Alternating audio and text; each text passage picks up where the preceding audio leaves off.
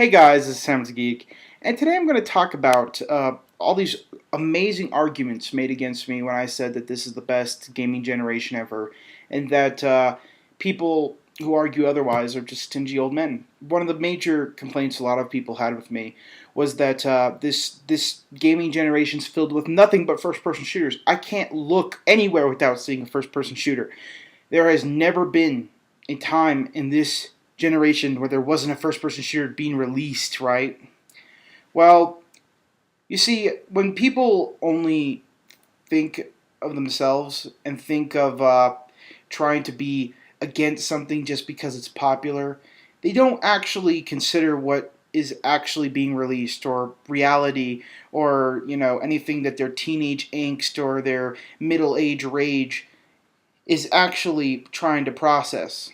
You see, this month, according to VGReleases.com, a great website to figure out what's coming out every month, I've just been looking at the games, and I compiled them all by genre, and we're going to reveal how many evil, disgusting, Call of Duty-inspired first-person shooters were released this month.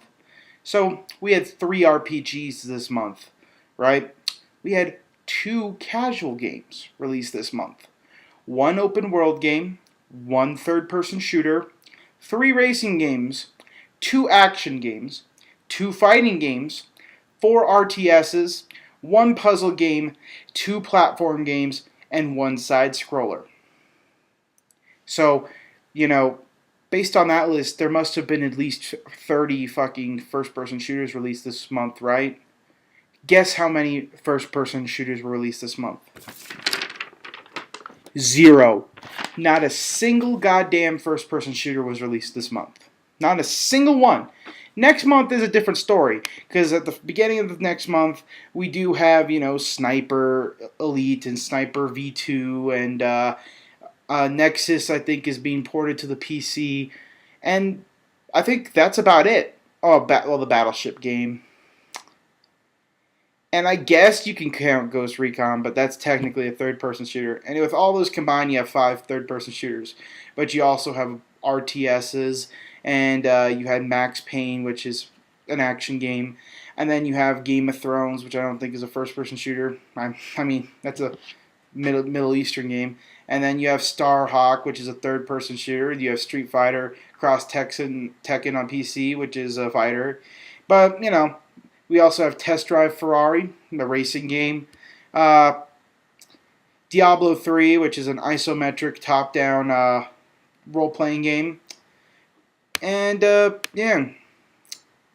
Next month, we also have Ryzen 2 RPG on the that comes out on the consoles. It came out this month on PC. You have Sorcery, which is another action game. You have Dragon's Dogma. I'm not sure what that is. And that's next month. And granted, you do have 5 third-person shooters if you are really reaching to consider Ghost Recon, but otherwise it's 4.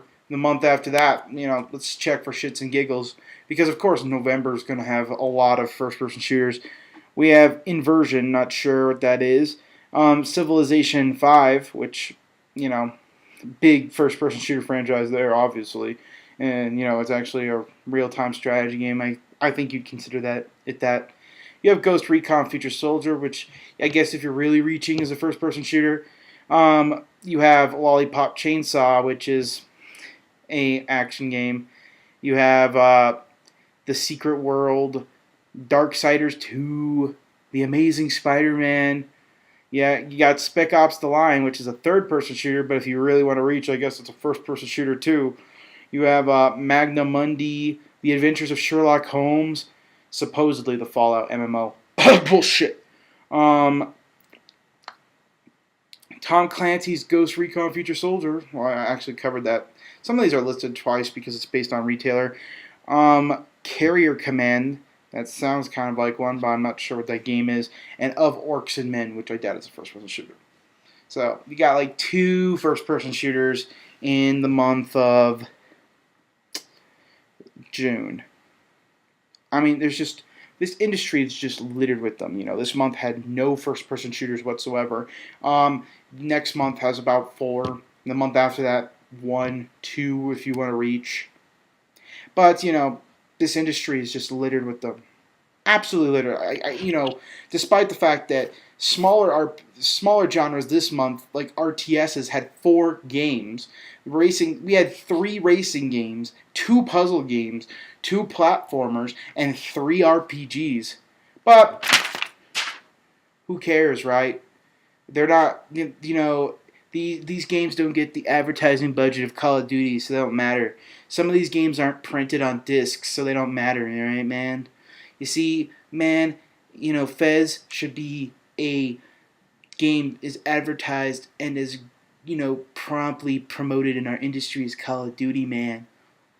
You see, just because your genres aren't popular doesn't mean games aren't coming out in them. And just because it's on a medium that you may not like, a digital download, doesn't mean that it doesn't exist. This point in this gaming generation is the most amazing gaming generation to ever come forth. No matter what type of gamer you are, there is more choices and more games being released every week for tons of different genres. To say that this generation is watered down and there's only one genre, you forget to look at the previous generations. At one point last generation, games had to start advertising that they weren't like GTA. But, alas, gamers forget, and people just want to be different for the sake of being different. Samuel out.